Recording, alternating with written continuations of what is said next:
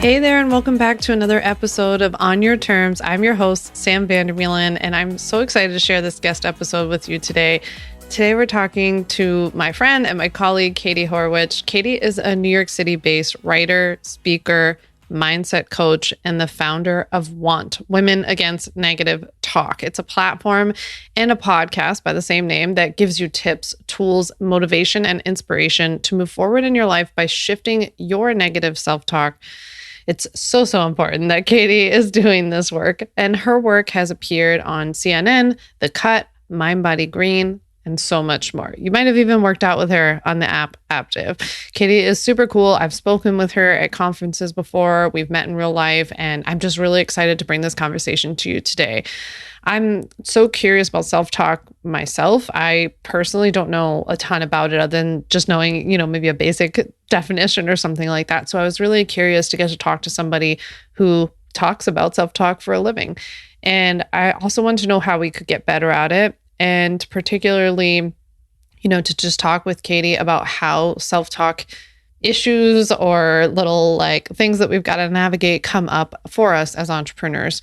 I don't know about you, but a lot of this kind of stuff comes up for me in social media and using social media being, more visible sometimes and things like that. And I was so curious, and you'll hear me talk with Katie a lot in today's episode about what is going on social media and how people are, kind of announcing their departure. People are leaving. People are sharing a lot more about how it's affecting their mental health and their well-being. And I was just so curious from somebody's perspective who studies self-talk, what she thought about all of that. Because I know for me, when I see people announcing that they're leaving Instagram or that they're making some major shift in their business and kind of going, more inwards and more private, I'm always curious about what that brings up for me. So I will take something away from that. Should I be leaving social media? Should I not be on here as much? I start judging myself, talking to myself, or I start saying oh, I wish that I had the courage to do something like that. It's something only they can do, but I can't do.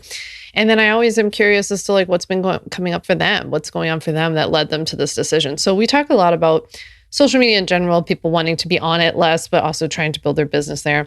I think another cool thing you're going to get out of my episode with Katie is talking through her career journey and how she got to where she is today. So I'll let her tell the story to you here in a few minutes. But if anybody out there is wondering how this windy path ends up, I think you'll enjoy this episode. So with that, let's get into it.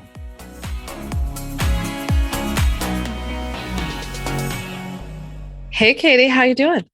I am doing fantastically, mostly because I just spent the last hour with you. We're doing a little pod swap here, so we'll put a link below so that we make sure that we link to Katie's podcast, OneCast. We'll talk about that too, but we just did an episode together and it was so fun.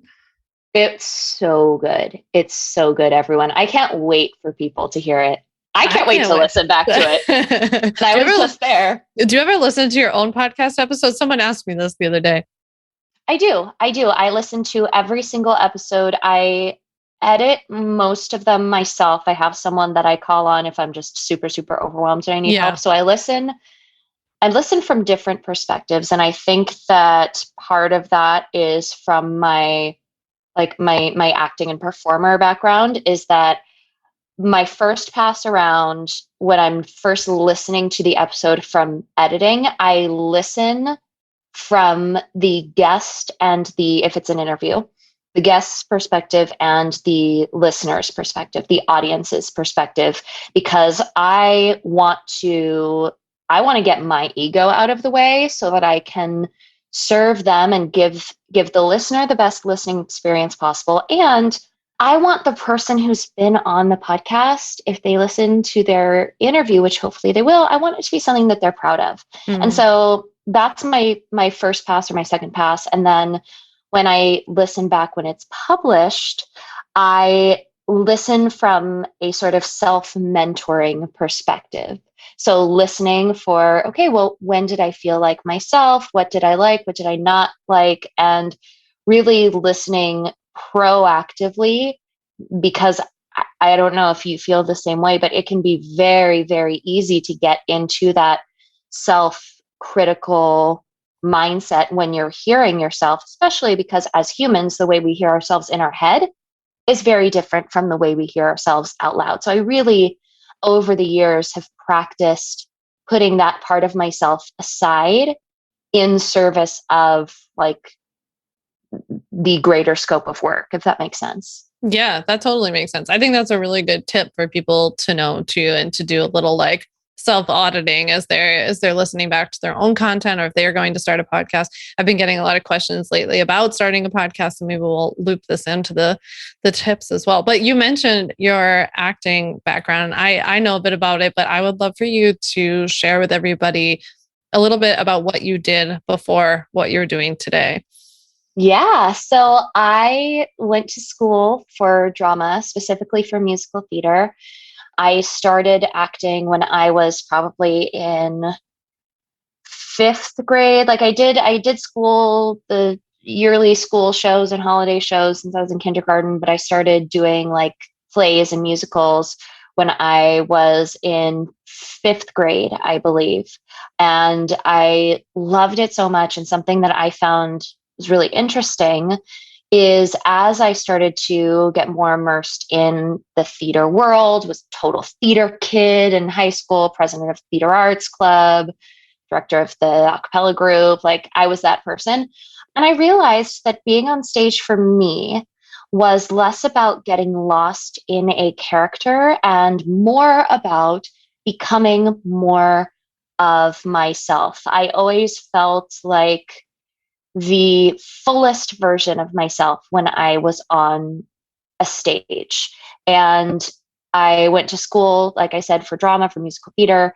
I acted professionally in TV shows, in movies, in commercials, in theater for my late teens, early 20s. I like still do some of that work now because I was so entrenched with it and it was so a part of my life. I developed the relationships where I get to do certain things at certain times. I get to do a reading of a musical, or I get to do a spot for a fitness company. It's super cool. And I know that your podcast is called On Your Terms. I said to myself when I started to move away from being on an acting stage, on a theater stage, and I got more interested in fitness and being on a fitness stage, I always said to myself, well, I don't want to put behind performing.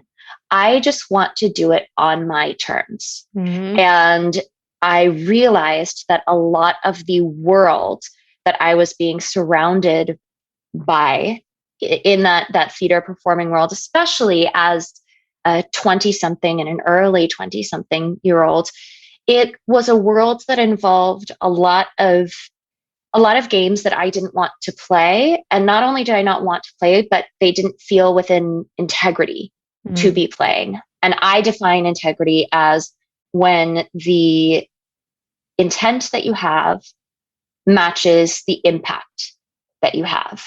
And I found a lot of times that those weren't matching up.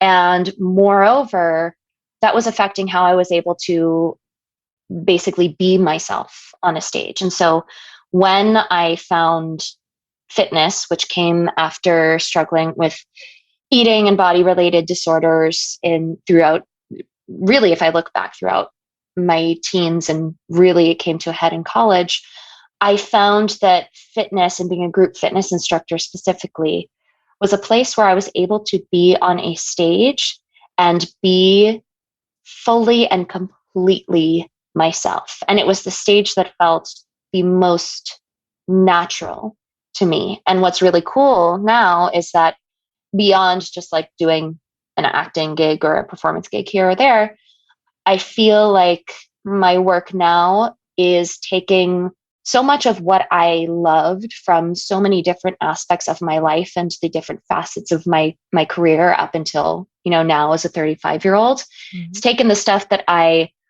have loved the most, that I've excelled the most at, and that I have been willing to play the game with.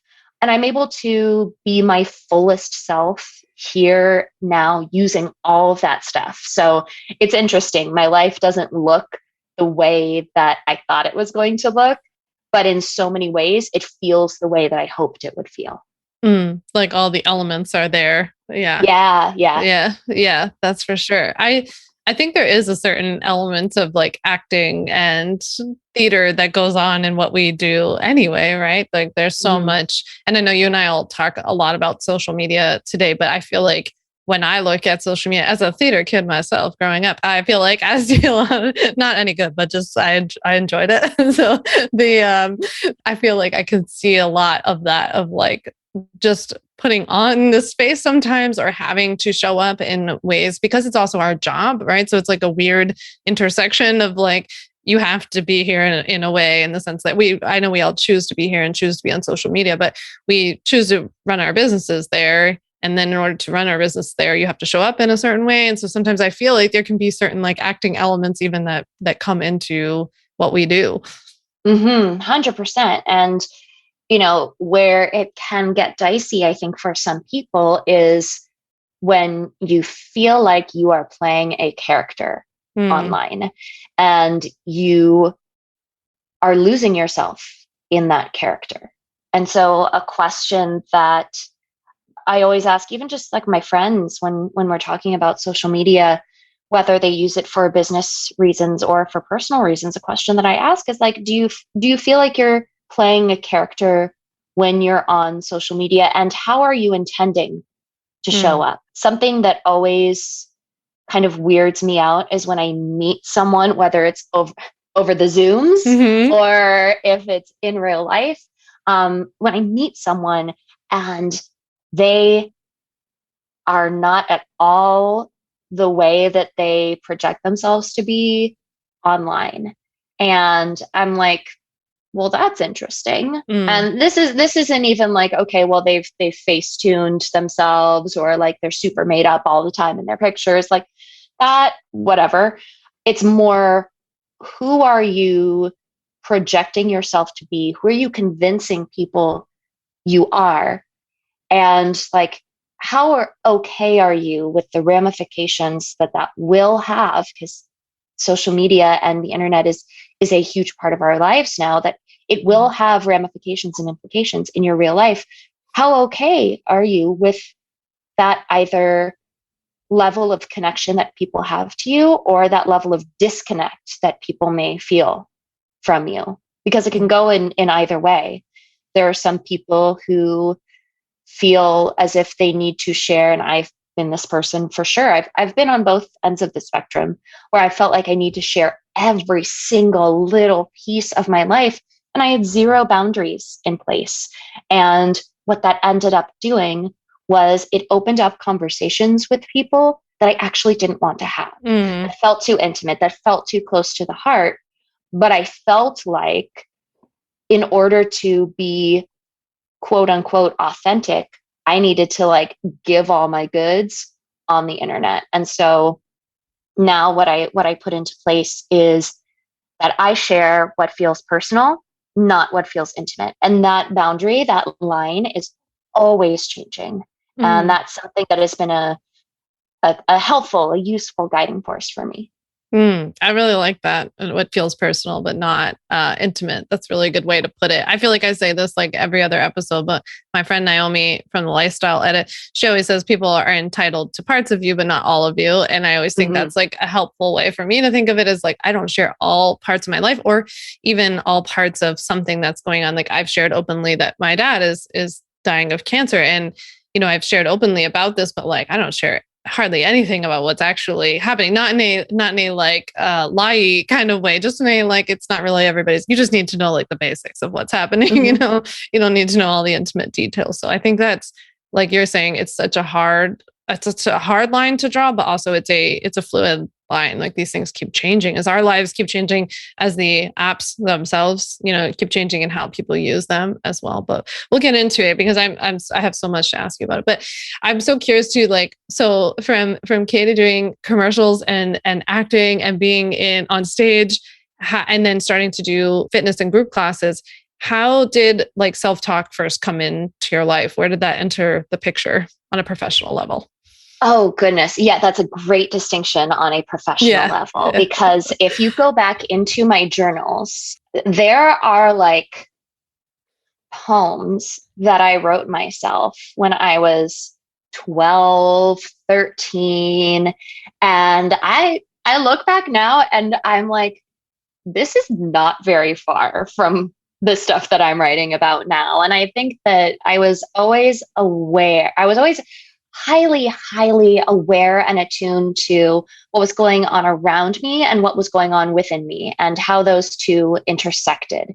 And I think that, you know, as you're growing up, if you're someone who grows up with hyper awareness, with really big feelings, sometimes it's hard to figure out like what actually is something that you want to stand behind, what's going on. Like, you're figuring out like, okay, well, who's in charge here, almost, because you're feeling strongly about certain things. You're forming your own opinions and your observations, and then you have a whole world around you that is telling you what to think, how to act, how to look, and who to be. And I'm not just talking about the people who are in your household. I'm talking about the strangers that you see on the street, their body language, the media that you're consuming. Like, this all comes in on a conscious and a subconscious level 24/7. And we're so receptive when we're younger. We're sponges. We're sponging it all up because we're trying to make sense of the world.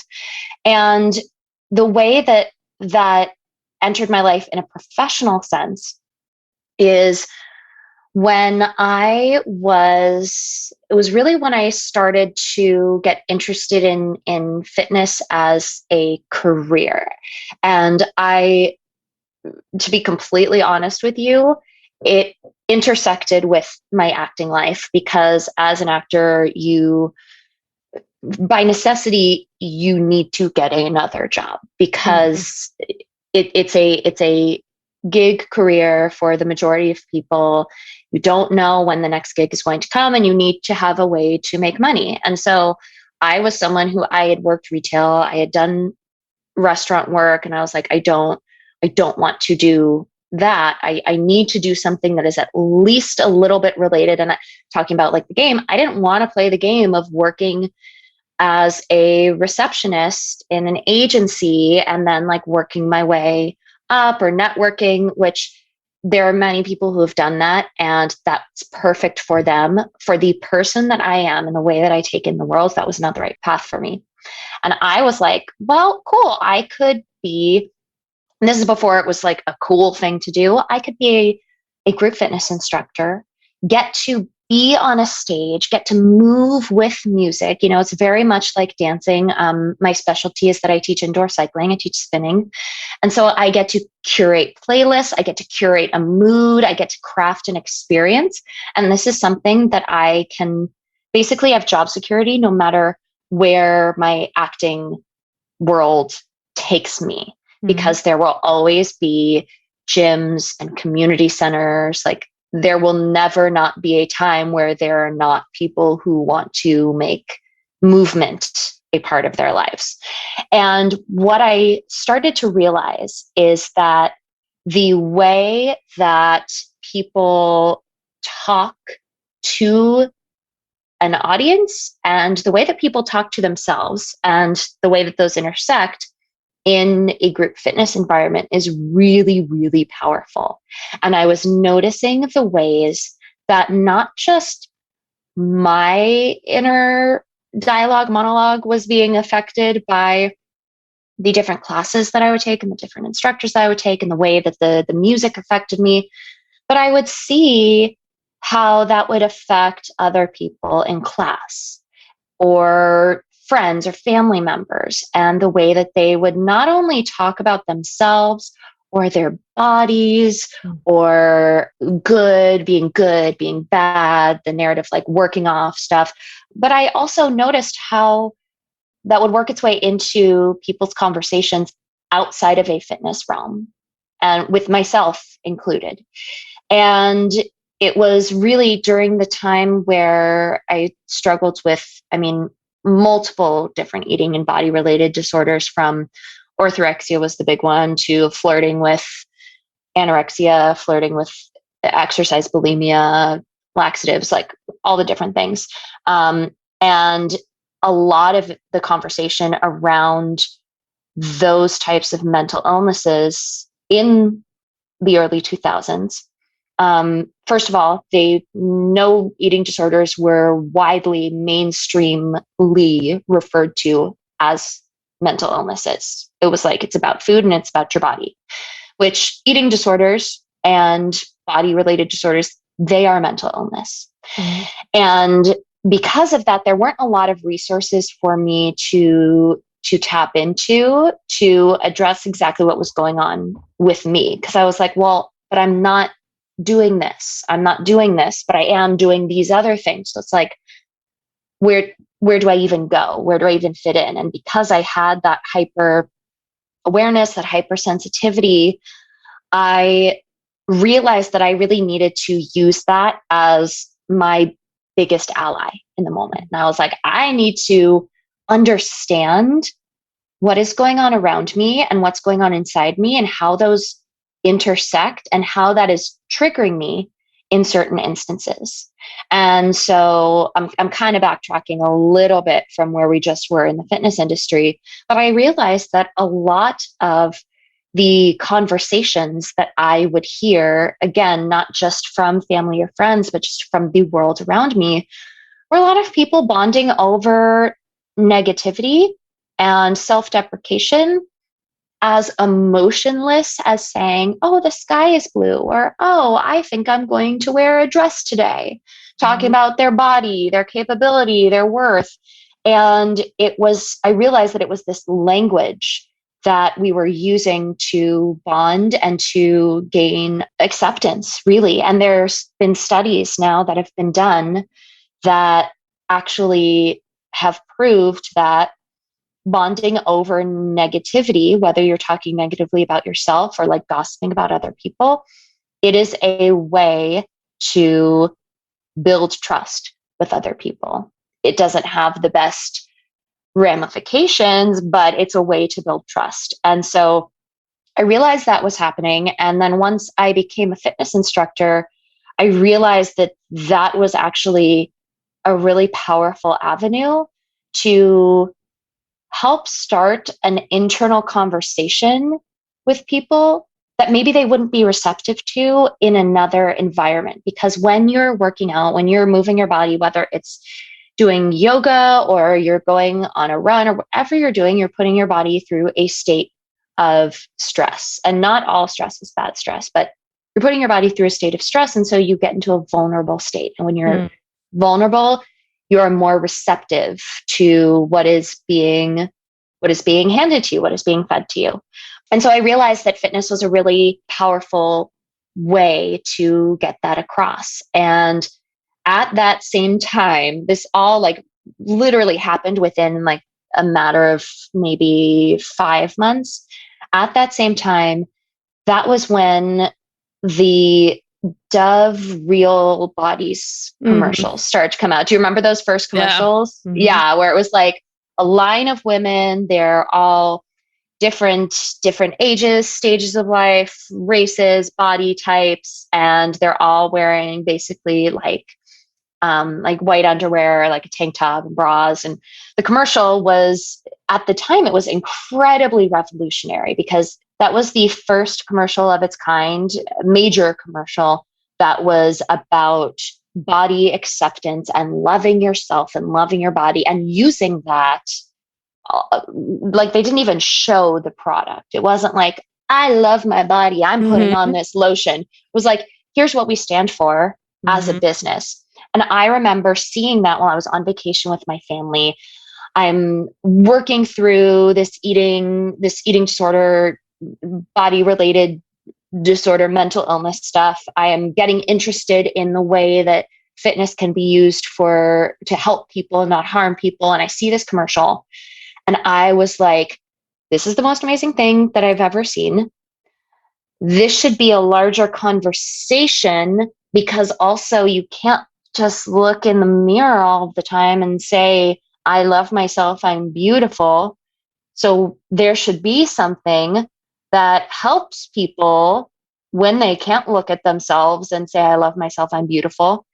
I'm going to start something that that helps people when they can't just look at themselves in the mirror and say, I love myself, I'm beautiful. And I'm going to call it WANT. It's going to be called Women Against Negative Talk. Like all of that happened at the same time. Thought of the name, thought of the acronym, thought of the thing.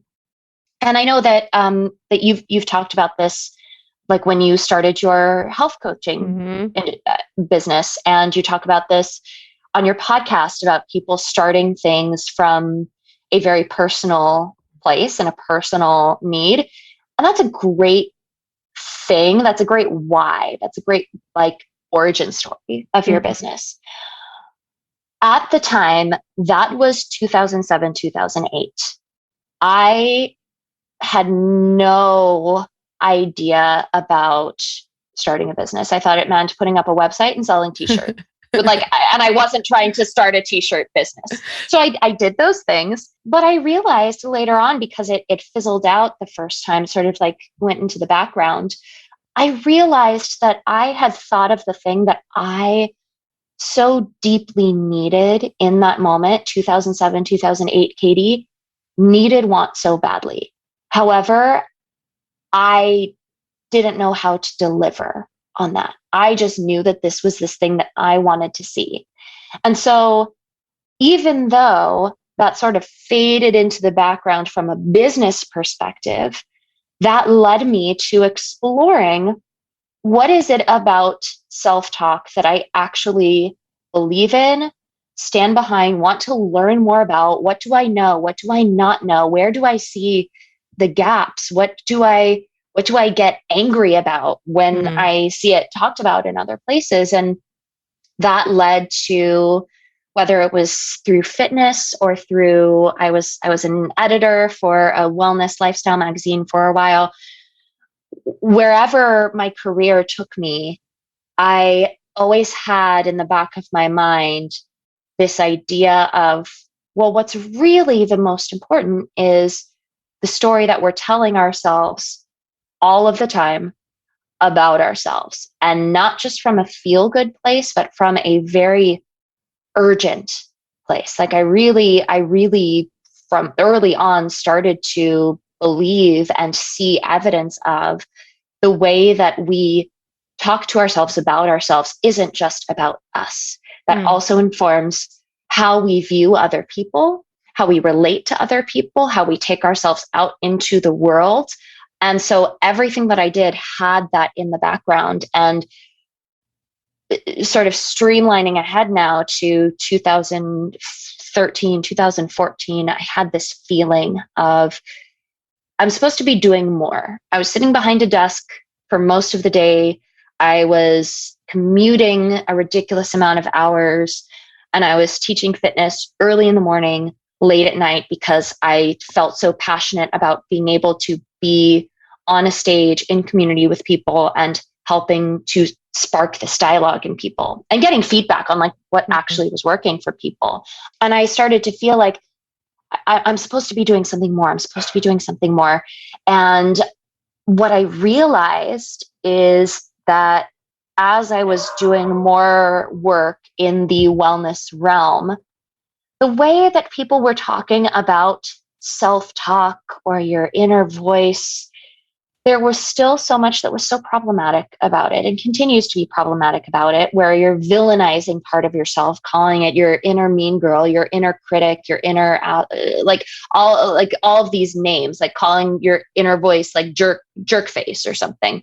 And that works for some people, but it doesn't work for everybody.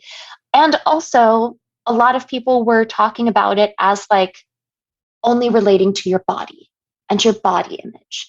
And what I was seeing was that the way that people talk to themselves, that affected their, like I said, relationships, their career, the way that they spoke out about things that they felt passionately about, or injustices they were seeing in either their neighborhood or the world at large.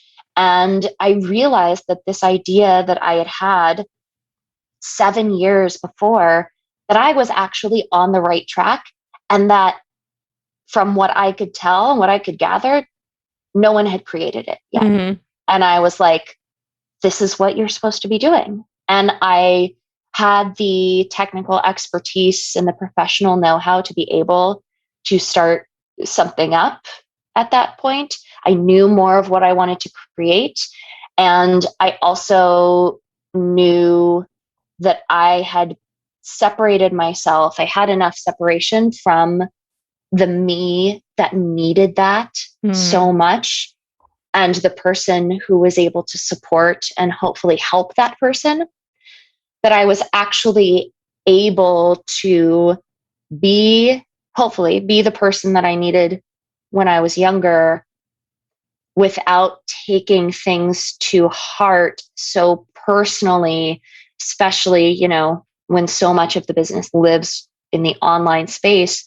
I was able to create the separation for myself because I had gotten to a point where if I got a nasty comment, that wasn't going to send me back into restriction and binging mode. It wasn't going to send me back into self-deprecation, self-doubting mode. So really being aware of what I wanted to create and where I was mentally, that is something that I have credited in huge part to, in the grand scheme of things, it's a blip in time, but to the longevity of my business now as someone who is an advocate for really, truly positive, proactive self-talk and rewriting that internal narrative. I love seeing how your journey unfolded and how, I can really relate to understanding or wanting to build a business that, you felt like would have been supportive to you, but didn't exist. And I think it'll be so helpful for people to hear too. Like I talk a lot about how sometimes when we're on the journey, we don't exactly know where we're headed, but that it all ends up being so valuable. And so it just sounds to me like every piece of your story and every direction that you went was for a reason, and it ended up helping. It's like market research without you even thinking of it that way at the time, right? Sometimes we try to like force this so bad. Like I need to have 10 calls with people to understand, what issues are with self-talk. And it's like, well, you were just kind of doing this in like real time, but you didn't even know it. And you saw a need for this both because of your own experience and from others and the real feedback you were getting on the ground too. So I love that.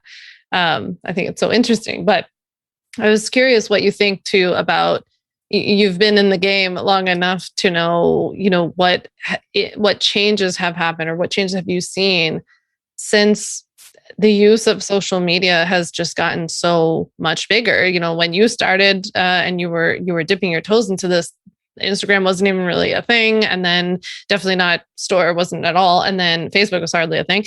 And then, there was no such thing as stories and now reels, and everything feels like this giant competition, and the goals are to go viral, or I don't know what other goals people have, but I'm just curious what you think about how social media now affects, I feel like this is such a big question and we'll break it down, but how social media affects our self-talk. Let me count the ways. such a big question and could be like a 3-part podcast series. Yeah. I mean, social media, you're right. When I first had that seed of an idea, all there was Facebook.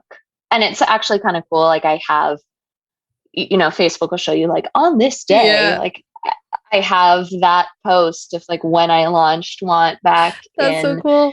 However long. I still have in my desk drawers, I have my old business cards. I have my old t-shirts. I have like a tote bag that I made. I've got all of this stuff. But yeah, social media was a blip. And I think that there's two questions here, two directions that your question can go, and you can tell me which one you'd like me to explore. The first one is how social media has affected our self-talk personally and just as a whole and as humans. And then the other side is how social media has affected which I think was maybe a little subtext in your question, how social media has affected our self-talk around whatever we're creating professionally. I'm thinking, that so I like both ideas, but I'm thinking that so many people in the audience are feeling like when because I get these messages and I'm sure you do too, but that when they get on social media, like they're feeling, because my audience are all business owners or soon to be business owners. And so they get on social media and then they're like, shoot, everybody is already doing what I want to do, or shoot, she's prettier, she's thinner, therefore, and she's successful. Therefore, they also make attachment to that, like a meaning attachment of like, she's pretty or she's successful because she's pretty and thin. I don't find myself to be those things. Therefore, I won't be successful. Right. We get like a lot of those kinds of things, as well as obviously like comparison and imposter and all of like the standard things. But to the person listening who has her own business and goes on social media and probably feels like crap from time to time, if not every time they're using social media, I'm just so curious what you would say to them about how we work with self-talk and how we improve this and flex this muscle more if we want to, while also like, as I said, when I was just on your podcast, it's a choice for us to be on social media. And so like, if they are choosing to be on social media, how can we do this in a healthier way? 100%. So I believe that just like in life with any relationship, that boundaries are important. And I said it earlier, I share what is personal, not what is intimate. That's one of my core boundaries. And I think that it's really important to decide, okay, well, what do I want to get out of this experience? How do I want to feel? And what is contributing to the feelings that I'm actually feeling?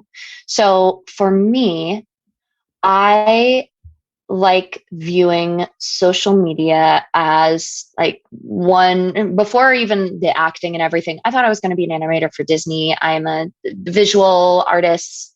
I draw, I paint, I craft, I do all of those things. Yeah, I do a lot of artsy things.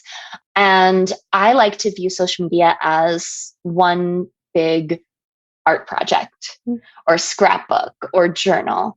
And to me, that's something that allows a little bit of separation for me. And what is really interesting about that is once I've defined like how I want social media to be for me, then I can start to look at, well, what are the things or what are the actions that I'm taking or the stuff that I'm seeing that's actually making me feel the way that I don't want to feel, that is preventing me from feeling that way. And I think for a lot of people, myself included at times, the numbers can really mess with your head. How many likes you get on a certain post, or how many likes you see someone else got on a post, and or how many followers you have versus how many followers they have. And there are certain advantages. Like I'm a realist. I recognize that with a certain amount of followers or engagement, like that does allow you certain opportunities with brands, with partnerships, if that's what you're after. And if that's what you're after, I believe that you can't really get mad at that game. And if it's affecting your mental health so much, you have to ask yourself, is that the game that I want to keep playing? Do I want to, like, for example, I do not, and have not for a while now, I don't have sponsors on the Wantcast, and I used to. And I've worked with some fantastic sponsors and some amazing brands. Like some of the brands that I've worked with, I developed relationships with the founders, and I'm so grateful for them.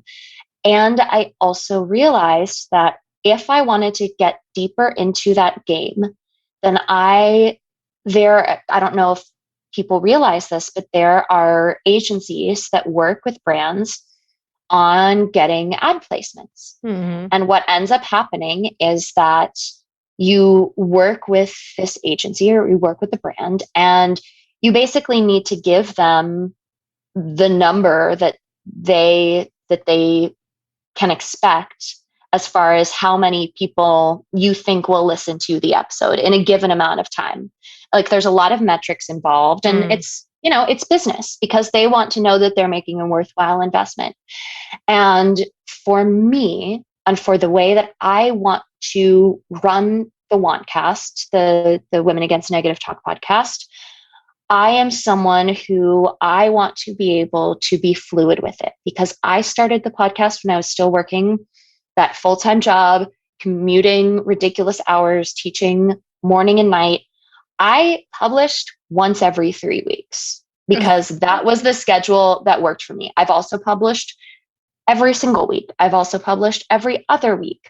I've been going through just some mental health struggles with anxiety and feeling depressed over the last few months, which I think many people have.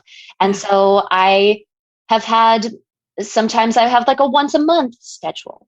And I realized that that was more important to me. For me, consistency with the podcast meant doing it, period. And that was what was most important to me. And because of that, I was not willing to force it to happen and start to resent it for ad placement and for being able to report those numbers. And so I was like, I'm going to let go of the numbers for the podcast, and I'm going to let go of the sponsorships, because that is not something that is going to get me to keep doing this in the long run. And so if relating it back to social media, if that is something that, whether it's the amount of times that you post or the amount of followers you have versus someone else, versus the amount of likes you have versus someone else, if that's something that is holding you back and wearing you down on a, not just a mental health level, but a business level of like actually doing the thing that you want to do and achieving goals that you want to achieve, then start to look at, well, what actually matters? And which of these, as far as metrics goes, which of these are what many people would call vanity metrics, metrics that just make me feel really good, but they're not actually moving the needle? And which of these actually do matter, are moving the needle? As far as looking at other people and seeing what other people are doing, or making assumptions about their business and how good they are, how bad you are, whatever's going on with the self-talk there, what I would say is, first of all, getting clear again on why you are there and who you are showing up to be, who you want to show up to be. That is so important. A lot of times I will work with my one-on-one clients. I'll work with them at the very get-go, no matter what they come to me with, because I have people who want to leave their corporate job and start their own business. I have people who are going on interviews and they want to do really well on their interviews. I have people who want to more just shift their mindset around the way that they relate to certain aspects of their life. Usually I have them start out with what I call defining your through line, which is, some people would say like defining your purpose or your mission.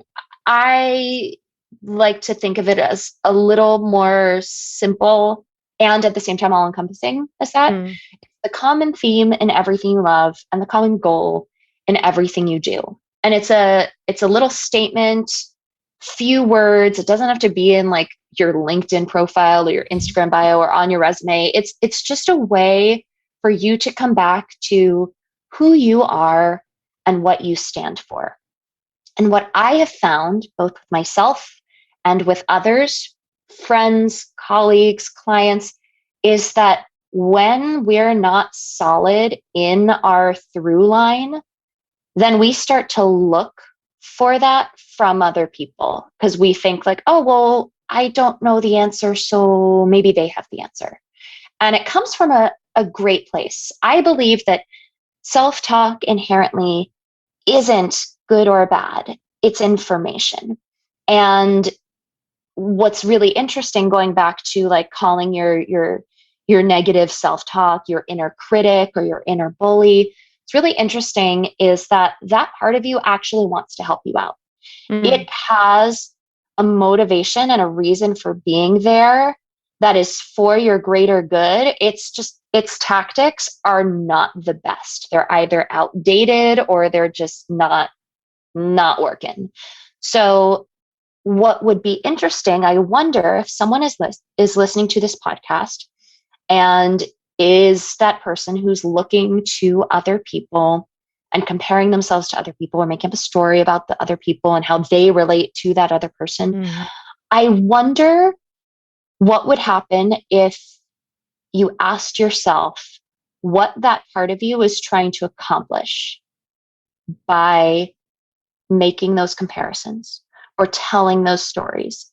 Is it that that part of you is looking for a sense of certainty or a sense of safety or a sense of validation? Maybe that part of you is looking to other people and actually picking apart the other people and saying, well, that person isn't doing that the way that I would do it, but you're actually not really sure about the way that you would do it. But it's much easier. That part of you is like, well, I want to lift you up. I want to make you feel better about yourself. So let's go and let's look for ways that other people are not doing things the way that you agree with.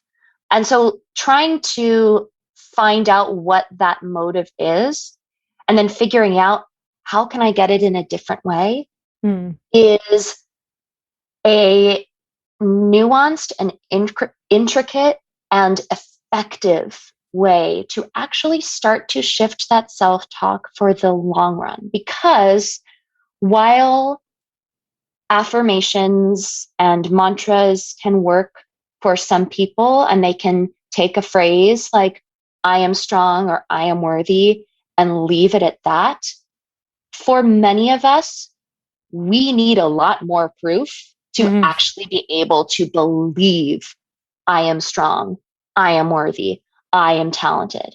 And so being able to look at what you're doing and looking at your methods, look at your past, look at different aspects of your life, and starting to either gather proof or figure out, how can I create a proof point for myself? That is what will actually start to make those affirmations, which I don't even really use the word affirmations, those reminders to yourself, actually believable and anchor you in who you are. I often think about, especially when it comes to social media, I'll often think of myself as sort of like a plant, right? That has to have pretty strong roots. And I think sometimes I'm like a plant in the middle of a field and I have these roots, and social media is kind of like the wind and the rain and the snow and all the stuff that comes around, that if you don't have roots or very strong roots and a strong foundation, it would be very easy for the plant to fall over, for a branch to break off, all these kinds of things. And so when I go on social media and I start doing that, and I start having these feelings come up, I just think like, this is an opportunity for me to not look to this outside of myself, right? To look at strengthening my own root system so that I'm not so like malleable, so that when the strong wind blows, I don't just blow over, like having that strong core, 100%. For lack of a better term. Yeah. 100%. And, I think that also when it comes to social media and your interactions with social media, I love a mute button. If unfollowing feels weird, then like there is no harm in muting someone who, even if you loved them in real life, maybe they're your best friend, but the way that you interact with them on social media, and by interact, I mean holding up your phone and scrolling and seeing their posts and reading and looking at the pictures, if that is triggering self-doubt or self-deprecation, or it's making you be mean to yourself or feel down over and over and over again, I think that it's really valuable for us to start to reframe the act of muting someone, unfollowing someone, never following someone in the first place, as a way to preserve the relationship that you actually want to have. You do not owe anyone a follow on social media if that's if that's the thing that's going to make or break your relationship, that you're following the person or not following the person, then it's like, how strong is the relationship to begin with? So Yeah. I know that I have people in my life who, whether they're colleagues or friends or family members, there's people who I have followed and then muted and then followed. And, I have that relationship with social media in place because I value the actual relationship that I want to have with the person.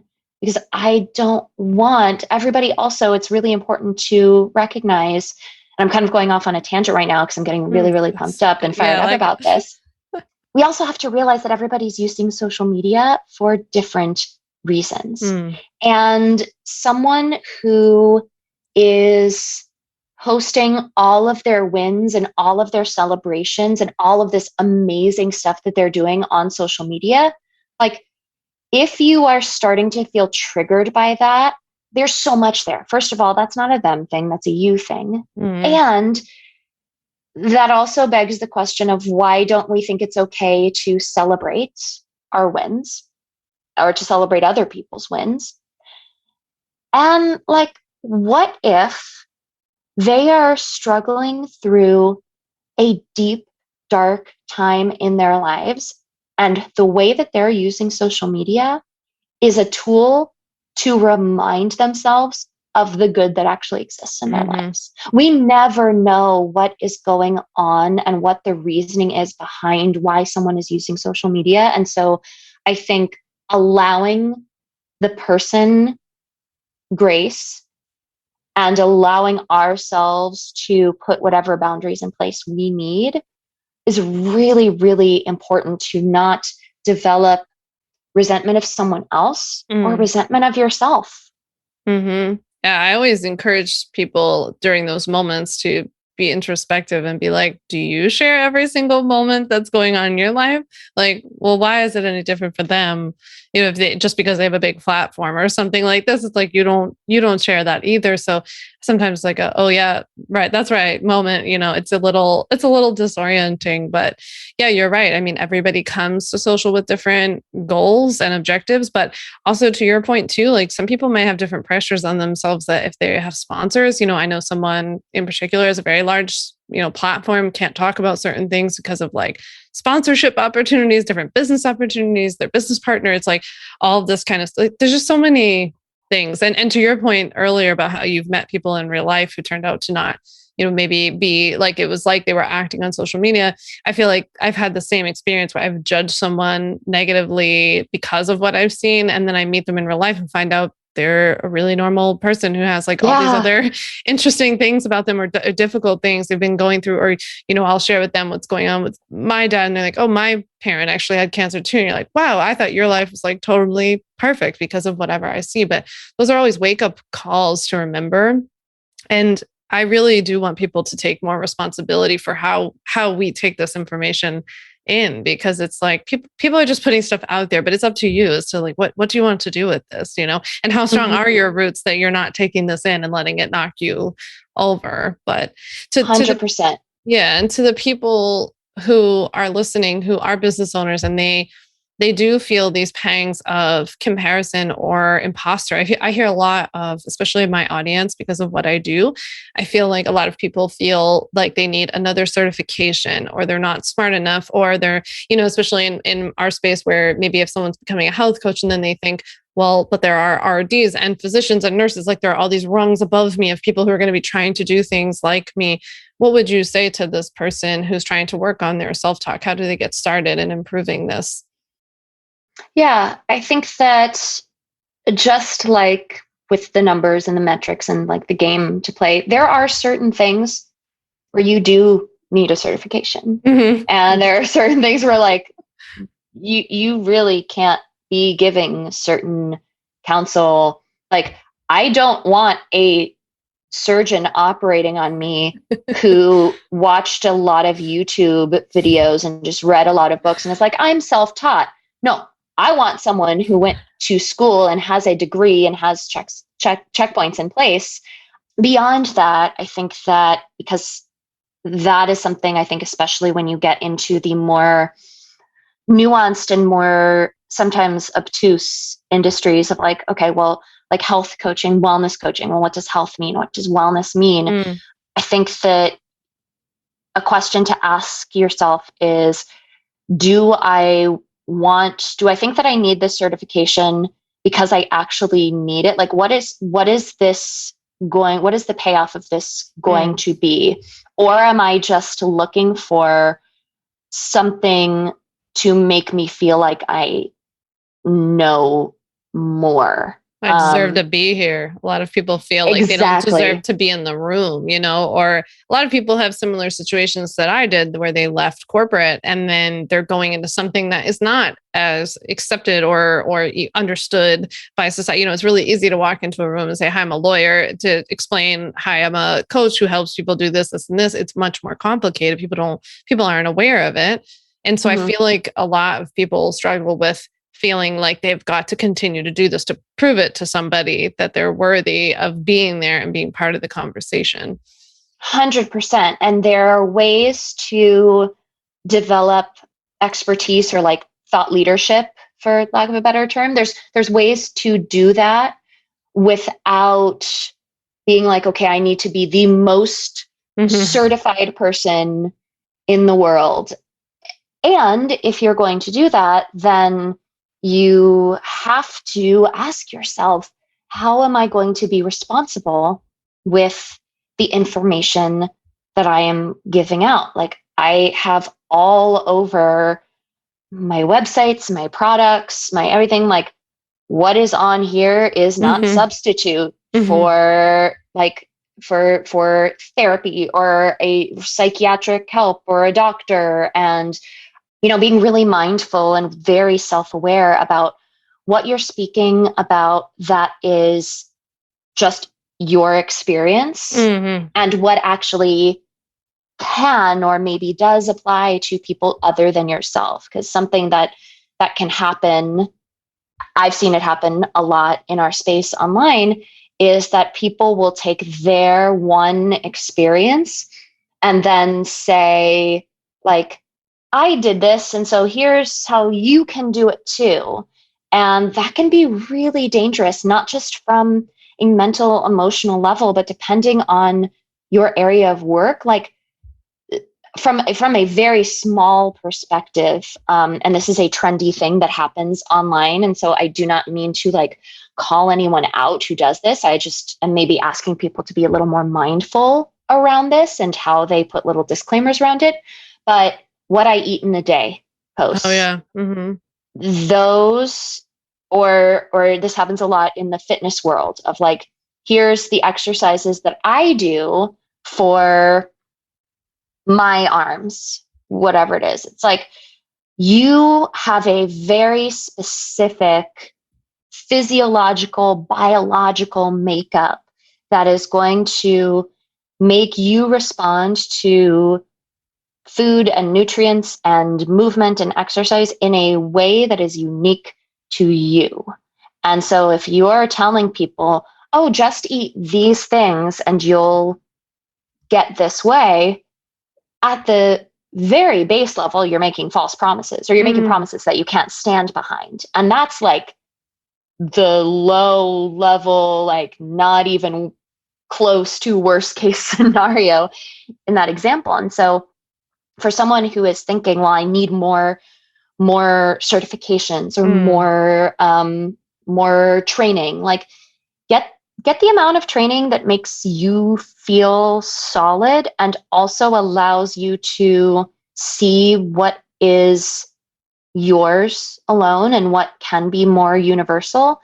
And also like maybe look at the information that you're handing out or doling out or suggesting to people, or the coaching that you're giving to people. And ask yourself, how curious am I getting about the other person versus how much am I concerned with being the expert here? And this definitely happens. We've seen it a lot, especially in the last few years, like this sort of guru mentality of people on the internet wanting to be the person who has the answers. And that is really dangerous. And as honestly, like as a business owner, I don't want to be that person. I don't want to put myself in that position for on a base level for my own personal mental and emotional health. I don't want to be that person. And I also know from an accountability standpoint, I don't want to be that person. And that's not actually what is the most helpful and useful and of service thing for other people, if that's what I'm after. And I have decided that that is what I am after. And so if that's what I'm after versus being famous, being a guru, being this, like high up exalted expert, it drives me bananas when people will go to a life coach or a health coach, or they'll go to even a personal trainer. They'll go to someone and then they're reliant on that person. And once they stop working with that person, they fall back into old habits because that person has created a system where the people who buy into what they're selling can't do what they want to do without them. I don't want to be that person. I want to be able to get curious and help you along your journey, and then go off into the world and know that I am in your corner and I am cheering you on, but you are your own end all be all. I am nowhere near your end all be all. I am a stop along the way, and I hope that I can make a positive and proactive impact on someone. But that is a very long answer to your short question. Oh, it's so interesting. If people are saying, well, but I need this certification, I need to do this, I need to do that. Like, look at the base level of what you want to accomplish and who you want to be and the methods that you're taking to get there. Yeah, there's so many fascinating elements to what you've shared. But what came up for me when you were saying that is that in the coaching industry, I tend to see the creation of like codependency patterns, like you were saying, of just like keeping people looped in. But also goes back to something we talked about on your podcast, which I'll link to. But by looking at other people, like when you mentioned like the what I eat in a day, what I work out for in a day, even people doing this about business, right? Like sharing like I did this, therefore like 1 + 1 = 2 for you. That is not true. Like there are just so many factors that are dependent on that. And I hope that to be one of those voices that's constantly saying that of like this, I'm being really honest with you about how I did this. That does not necessarily mean that that's what's going to happen for you. Not in like a disclaimer way. In a like literally, if you copied everything I did, I don't necessarily think you would have the same outcome. It's dependent on so many different factors. But in doing that too, in our industry, people are taking what they see in the what I eat in a day post and all that as the way to eat in a day, right? Let alone the fact that that is not what a coach is meant to do. And this is something I talked a lot about in a scope of practice episode, which I'll share here. But I had a scope of practice episode about about only doing what you're actually qualified to do, but also how your personal experience is actually not like a launch pad for a business. So like, cause sometimes people will be like, I dealt with fibromyalgia, therefore now I teach other people how to not have it or something like that. That alone in and of itself, that can motivate you to learn more about it. But that in and of itself, that experience is not enough to teach other people how to navigate disease or whatever else. So it's just so fascinating to me. And you can be an aggregation of resources. Like if you are someone who, let's say fibromyalgia, let's say you had fibromyalgia and you conquered it, or you manage it now in a way that you're like, this is amazing. I feel empowered. I feel strong. You can be someone who you can totally start a podcast about fibromyalgia and interview experts, doctors and experts. Like you can be the person. I mean, look at some of the greatest talk show hosts of our time. Like look at Oprah. Mm. Oprah is not, to my knowledge, people can correct me if I'm wrong. Oprah is not she didn't go to medical school. She's not a doctor. She's not a psychologist, but she has her own take on certain things and calls in experts and then aggregates that and gives her take on certain things in a way that is digestible, but in no way, shape, or form does she say, here's what you do. She says, I'm going to interview this person, or here's what this person says, like giving credit where credit's due. And I also think back to like the what I eat in a day and what that sort of represents to me, which is trends and virality. I think that as business owners, it's really important to not confuse trending content and viral content as actually making strides in your business. Because what's also really important to remember is that trends will come and go. And also the internet is kind of forever. So if you post something and don't actively take it down, like, I mean, maybe someone screenshot it or something, but if you have something up there, like what you are creating could hit it big in years. I cannot tell you, this is a silly example, but every single May or maybe end of April, there is a meme that goes around. It is Justin Timberlake. And at the very bottom, it says, it's gonna be May. Like it's gonna be May. If you're an NSYNC fan, which I huge NSYNC hope that you are. Fantastic. That meme has been going around for years. And now it's at the point where I feel like it's sort of a part of pop culture, like the pop culture Rolodex, lexicon, whatever you want to call it.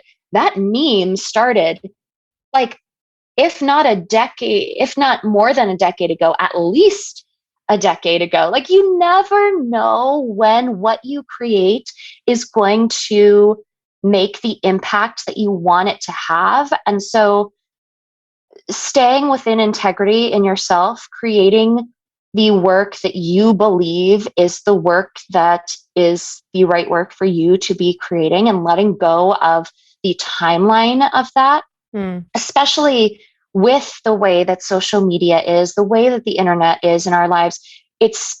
I believe it's a survival tactic, letting go of that timing, because of the nature of the internet and the way that people can find things from years and years and years ago. So you have to ask yourself, am I in this for the quick hit of validation or success or whatever I think, or am I in this for the long haul?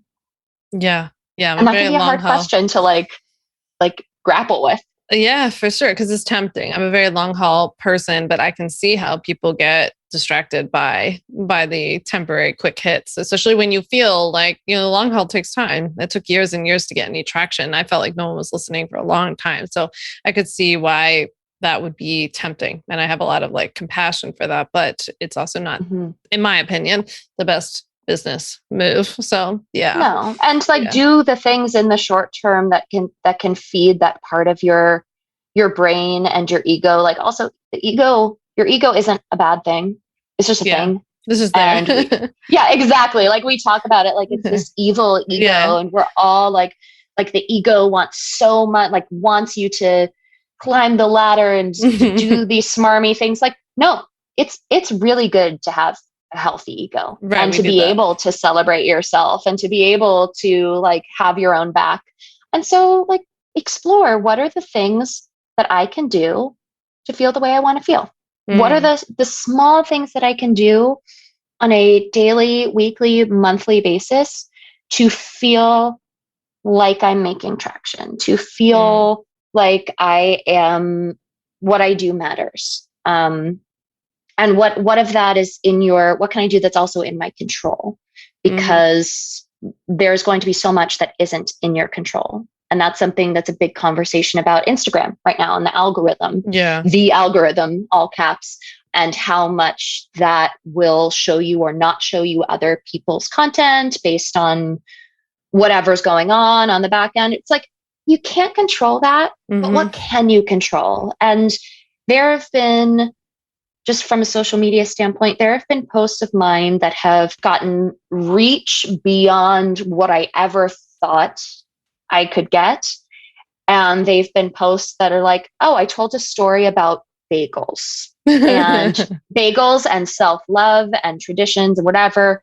And like, it got to like different bagel companies in New York. I got invited to a freaking bagel festival. I know. That was my dream. I was so excited for you. It was so amazing. But I was talking about, how bagels and self-talk and self-esteem, actually, like they all go together, and here's the way.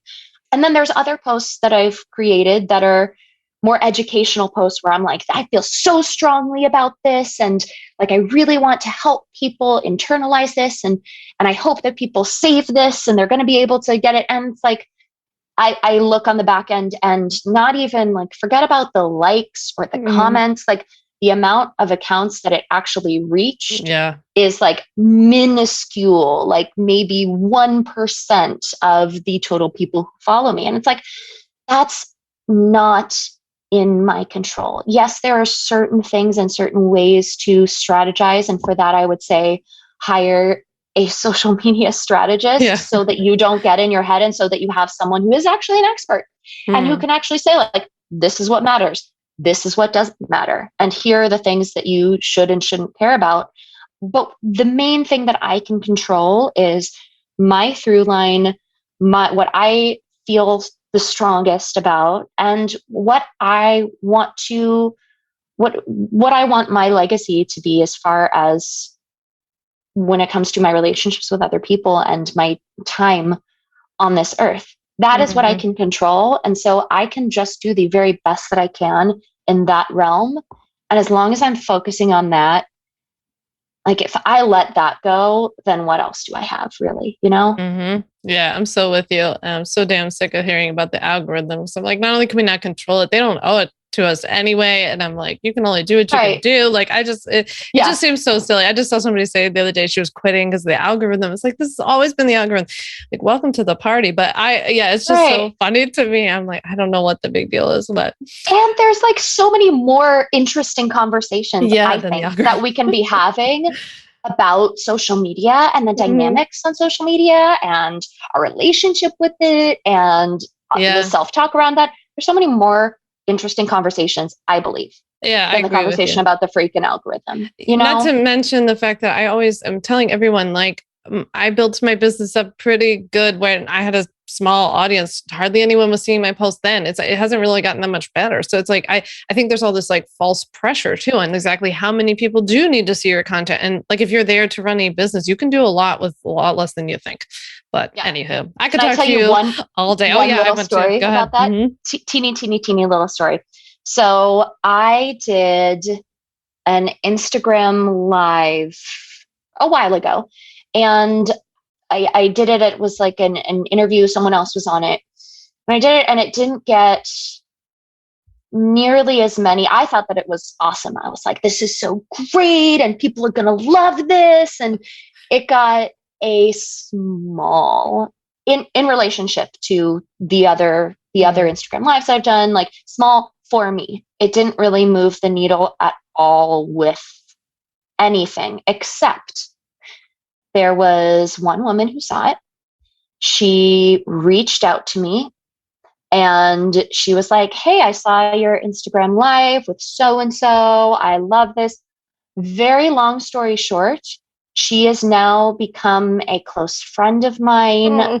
She has her own group coaching practice. I've gone in and been a guest speaker in her guest coaching practice. And it's like, there's a business level of that, but there's also a personal level of that. It's one person could see what you put out or read the words that you write or hear the podcast. And whether you know it or not, in this case, like I really benefited from the situation because like I got a cool new friend from it. But one person, it could change everything for them. It could change everything for them. And from a business level, that one person also could be a client who is your star client, who makes so many incredible strides, who like refers you to a bunch of people. And so just really celebrating whoever is there and realizing that no one is beholden to whatever you are creating in your business, whether it's content-based, service-based, or product-based.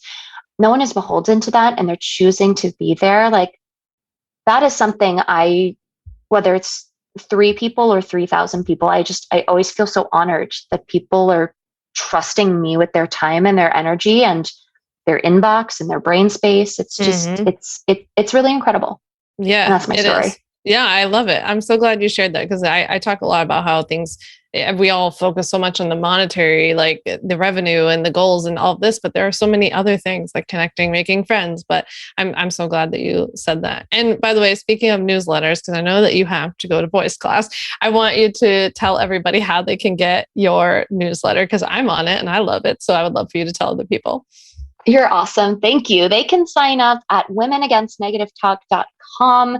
And that's the place that has all of the tips, tools, motivation, inspiration that people can just dive in and binge read or binge listen to the Wantcast, all of that stuff when it comes to moving forward in their lives by shifting their self-talk patterns. So they can go there. If they want to learn more about the ways that they can work with me personally, they can go to katiehorwitch.com. That's HORWITCH. I have everything on there, from my speaking and workshops to my mindset coaching to the private community that I host called the Want Community. It's small, it's intimate, it's personal, it's beautiful. And they can find me on the internet, on Instagram at Katie Horwitch, just my name. And they can listen to your podcast, the Wantcast, and they can listen to. And they can listen to the Wantcast, and they can listen to you on the Wantcast. This is true. I can't wait. Well, before you go, I have to ask you quick fire questions. So, would you rather have coffee or tea? Coffee. Me too. Would you rather read fiction or nonfiction? Oh, I would rather alternate. I don't want to read too much fiction, and I don't want to read too much nonfiction. I want to read a nonfiction book and then read a fiction book so I can apply what I've learned. That's a good one. I like that. It's a good Libra answer. Yeah, exactly. This one's a very controversial question. Do you like to clean up as you go or clean up at the end when cooking? Oh, yeah. People have had very passionate answers about this. Well, my husband would prefer that I clean up as I go because that's his style.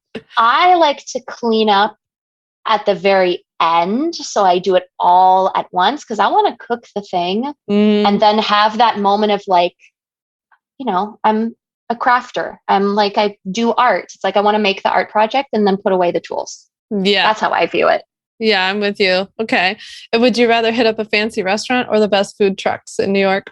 Fancy restaurant, but not necessarily for the food. I just really love like a sit down experience. It's the introvert in me, the sensitive person in me. Like I want a table to sit at. And also I just love the restaurant experience. I think that it's like going to, yes, you get food, but it's a full sensory cultural experience. For sure. And so is a food truck, but I like sitting down.